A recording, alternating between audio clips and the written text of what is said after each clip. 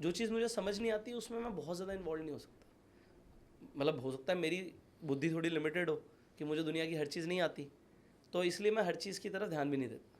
जो मुझे समझ आता है सिर्फ उसी पे ध्यान देना है। सो ऑप्शन सेलिंग पहले दिन से डेफिनेटली नॉट, समझ ही नहीं आया, क्योंकि मैंने स्टार्ट तो स्टॉक से किया था, स्टॉक्स खरीदे थे।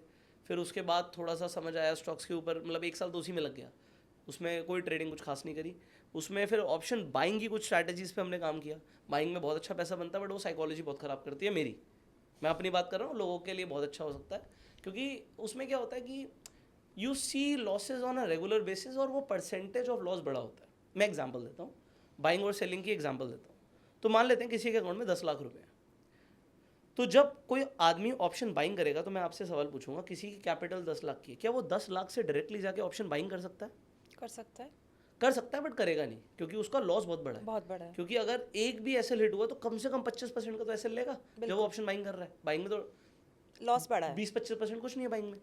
तो अगर वो बाइंग कर रहा है, उसका लॉस बड़ा है, तो वो 10 लाख रुपए कभी नहीं लगाता। आप सुनेंगे ज़्यादातर लोगों को जो बाइंग कर रहे हैं, वो 10 लाख अगर उनका कैपिटल है तो 50,000 या 1 लाख रुपए ही डिप्लॉय करते हैं, राइट?